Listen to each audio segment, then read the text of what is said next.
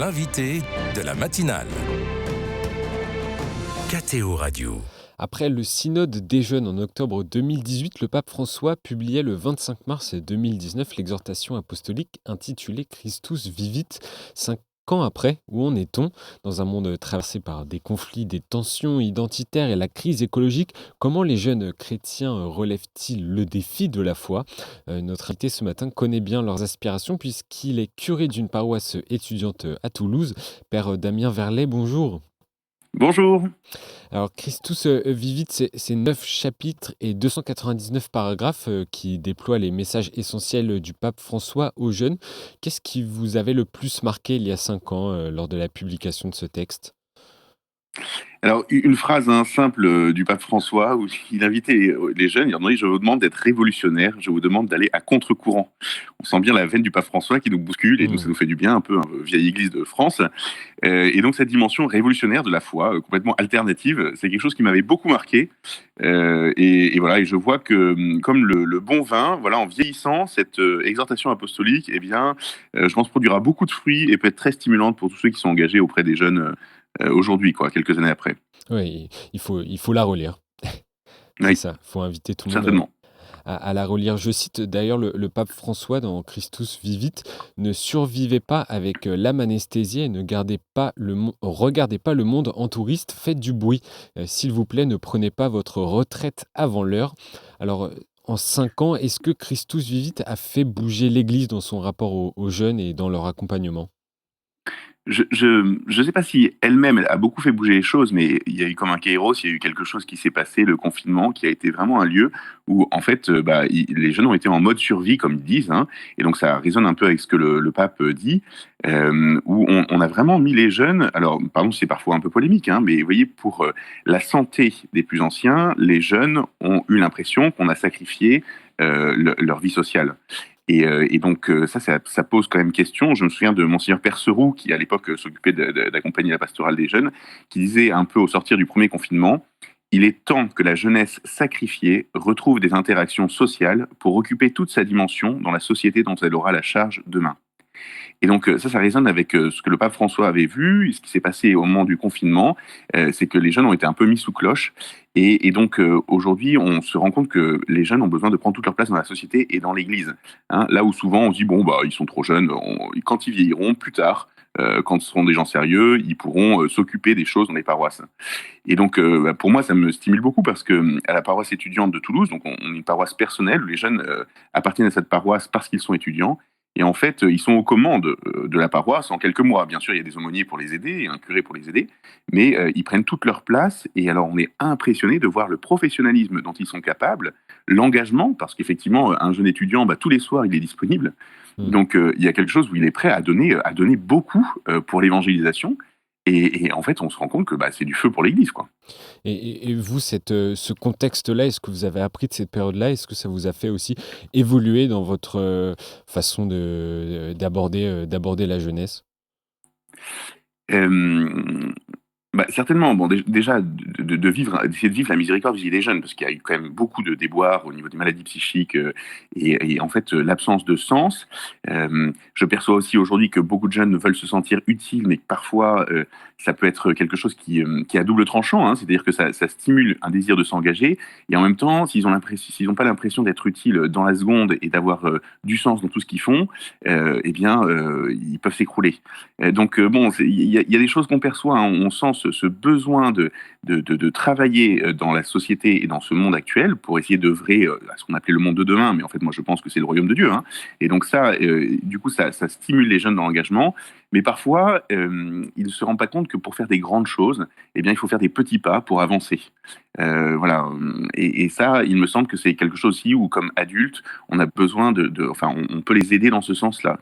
Ok, très bien, tu veux donner ta vie, tu veux fonder une famille, tu veux, peut-être tes parents se sont séparés, toi tu as envie de faire quelque chose de beau, mais très bien, mais où t'en es de ta vie affective, voilà. Et vous voyez, cet exemple-là, ça montre bien, il faut des petites étapes pour pouvoir arriver à des grandes choses. Hmm. On Vous, a par- besoin de le rappeler ça, il me semble. vous parlez d'ailleurs d'engagement, Père Verlet. On voit des initiatives où des jeunes adultes s'engagent, j'ai l'impression en tout cas de plus en plus. Je pense notamment à propos de la conversion écologique, lutte et contemplation. Dans les domaines économiques, l'économie de François. On pourrait aussi citer la multiplication des habitats partagés, des colocations entre personnes en situation de précarité, avec des jeunes ou avec des personnes âgées. Est-ce un besoin de vivre la foi en actes?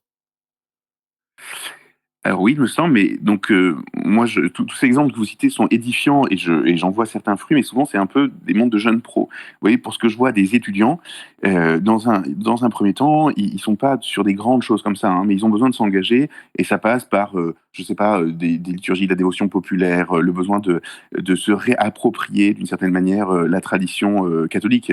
Vous voyez, d'une manière complètement décomplexée, voilà. Donc ça dépend. En fait, je pense que ça dépend selon les âges. Nous, on assiste à une vague, je parle vraiment de vague, mais je pense tsunami, hein, de jeunes qui sont en train d'arriver dans nos églises. Les rameaux à Toulouse, toutes les églises étaient pleines de jeunes et de jeunes qu'on ne connaissait pas. Nous, la paroisse étudiante, bon, elle est toujours pleine, mais là, c'était vraiment très marquant. Et donc, oui, c'est pas immédiatement ces jeunes qui reviennent à l'église là, ils sont pas immédiatement pour s'engager dans l'écologie, quoi. Mmh. Je pense que ça, il faut pas se tromper un peu sur cette question-là. Nous, on a nos prismes et puis nos marottes et puis l'histoire du Mans, mais en fait, les jeunes qui sont sortis du confinement, vous voyez, bah, ils sont dans des maladies psychiques pour certains, ils ont besoin de retrouver de l'espérance. L'éco-anxiété fait des dégâts, je pense, chez eux. Et dans un premier temps, ils ont besoin d'entendre parler de l'espérance chrétienne, quoi, et du fait que bah, Dieu, c'est Dieu qui est maître et seigneur, et c'est lui qui gère la terre et la planète et l'univers, et donc qu'on va pas voilà, tous brûler parce qu'ils n'ont pas jeté leurs déchets vous voyez, après le repas, quoi. Enfin, je pense que ça, il faut bien remettre un peu les choses. Voilà, remettons Dieu au centre, et puis après, bah, bien sûr, la morale qui en découle, eh bien, ils l'apporteront, mais plus tard, ils ont besoin de redécouvrir Dieu, de redécouvrir le Christ et l'espérance que donne la résurrection du Christ, quoi. Et c'est ce qu'ils recherchent, c'est cette quête qui recherche justement en... Et c'est-à-dire qu'à l'heure actuelle, on voit beaucoup de quêtes. Il y a, je pense, une quête d'espérance, même s'ils ont du mal à mettre ce mot d'espérance, parce que c'est pas un mot qui est très utilisé dans la société. Il y a une quête d'une certaine fierté, hein, je pense qu'on va pas se leurrer. Il y a aussi beaucoup de jeunes qui reviennent à l'église parce que ils ont besoin de redécouvrir, d'être fiers, d'être catholiques. Voilà. Et en fait, l'impression que leurs aînés, parfois, ont méprisé, ont mis de côté la foi ou l'église, et eux veulent se réapproprier quelque chose parce qu'ils se rendent bien compte que, bah, en fait, la foi catholique a aussi produit dans notre pays des magnifiques cathédrales, des magnifiques choses. Vous voyez, on pense à Notre-Dame de Paris, des choses qui les ont marquées, en fait. Il y a eu des événements un peu chocs aussi dans les dernières années, et je pense qu'il y a ce désir de se réapproprier avec une dimension qui peut être identitaire. Vous voyez, nous, à la paroisse étudiante, on voit des jeunes qui viennent là pour des raisons politiques dans un premier temps, mais on voit d'autres personnes qui sont bah, sur des questions identitaires, d'identité sexuelle. Donc il y a comme une recherche du jeune aujourd'hui, qui je suis et quelle est ma place dans ce monde. Et donc bah, ça, il faut pas le nier, il faut accueillir Mmh. bah, voilà, leurs désirs, hein. Et puis on purifie, et puis on les aide à grandir voilà, en devenant amis du Christ, hein. C'est ce que dit le pape François. La première chose dans Christus Vit, il dit, mais en fait la première vocation, c'est d'être ami avec le Christ. Donc ils ont leurs besoins, ils ont leurs quêtes, parfois identitaires ou autres, mais on essaye de les conduire à l'amitié avec le Christ, et après, bon, les autres choses se mettent en place peu à peu, quoi. Et je pense aussi à un changement, l'invitation à ce que l'Église ne soit pas un bunker face au monde, à ne pas entrer Oui. d'abord par des questions doctrinales et de morale. Est-ce que c'est cela qui correspond aux aspirations des jeunes autour de vous? Hem, alors, c'est-à-dire que, en fait, bon, là encore, hein, les jeunes sont divers. On voit des jeunes, par Oui. exemple, qui sont dans des IEP. Bon, on entend toutes les polémiques actuelles. Bah, il y a des jeunes qui reviennent à l'église parce qu'ils sentent qu'il y a du solide. Il y a du solide face à un esprit que certains appellent woke ou cancel culture, où on a l'impression que le monde est complètement mouvant, une société liquide. Bah, ils ont besoin de choses solides. Donc, c'est là où bah, on peut les accueillir et leur dire effectivement, hein, la foi catholique est quelque chose de solide, c'est le roc, s'appuyer sur la foi de Pierre. Mais en fait, la foi n'est pas simplement recherche de sécurité. Le Christ nous fait basculer dans l'insécurité, de se mettre à sa suite et de rentrer dans l'aventure de la sainteté. Et donc, oui, il y a des recherches de sécurité, il y a des recherches de choses solides, mais je pense qu'il y a aussi la recherche d'une aventure. Vous voyez, comme une nouvelle épopée, en fait, pour notre pays qui est comme à court de, enfin, ou notre culture, hein, qui est un peu à court de vision, à court d'espérance pour l'avenir. Et donc, ils ont besoin de s'engager pour quelque chose qui a du sens. Et Mmh. donc, cette quête de la sainteté, cette quête qui est pas simplement individuelle, vous voyez, mais qui est concrète et communautaire dans l'Église, d'essayer de se stimuler les uns les autres à transformer le monde, bah, ça, effectivement, il me semble qu'ils le recherchent. Et du coup, ils se donnent, et ils se donnent avec une générosité qui est impressionnante, quoi.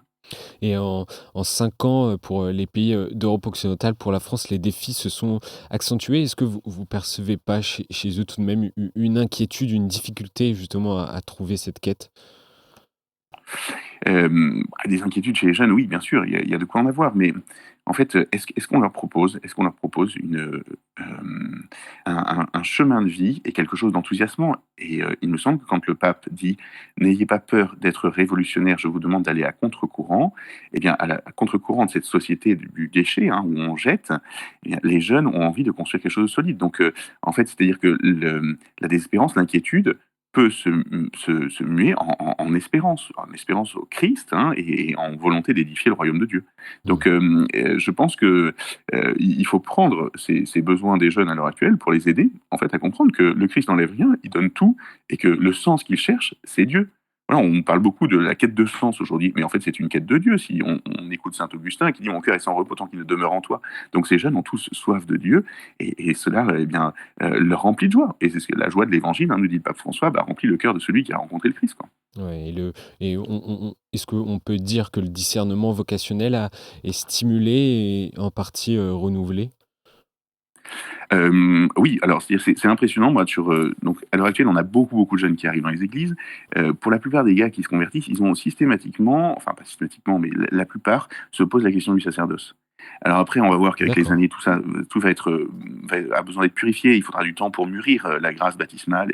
Mais en fait, très immédiatement, il se pose cette question-là. Je pense à un jeune qui est en médecine, qui face aux lois actuelles, bah, en fait, il y a des jeunes qui désertent un peu les milieux médicaux, quoi, qui sont très stressés par rapport à l'avenir. Et je pense ce jeune regarde le sacerdoce avec une vision belle et bonne, parce que lui qui a envie de servir la vie, bah, il sent qu'en fait le sacerdoce aujourd'hui, Mmh. ben, on sert la vie concrète des gens et la vie de la grâce, quoi. Donc, vous voyez, je pense qu'il y a, effectivement un désir vocationnel, mais ça, il va falloir prendre du temps, et que nos institutions aussi et nos séminaires puissent, ben, prendre les jeunes là où ils en sont, avec aussi les blessures qui sont, hein, dues à l'explosion de la famille, dues voilà, pas mal de souffrances, et pour, ben, essayer de les faire grandir, hein, dans une maturité humaine et chrétienne, pour être promptes à se donner, en fait, hein, à l'Église s'ils le souhaitent et si c'est leur vocation particulière. Et une dernière, question, Père Verlet, où vous parliez justement, du texte de l'exhortation apostolique Christus Vivit qui invite, les jeunes à une amitié, avec, le Christ. La culture ambiante permet-elle aux jeunes d'être encore touchés par, la parole de Dieu? On avait une réponse peut-être avec le nombre de personnes, qu'il y avait à la messe, des rameaux, mais je vous repose la question. Est-ce que la parole de Dieu les touche? Bah oui, parce que enfin, si on arrive à leur montrer aussi un petit peu en quoi elle leur rejoint leurs interrogations et leurs besoins.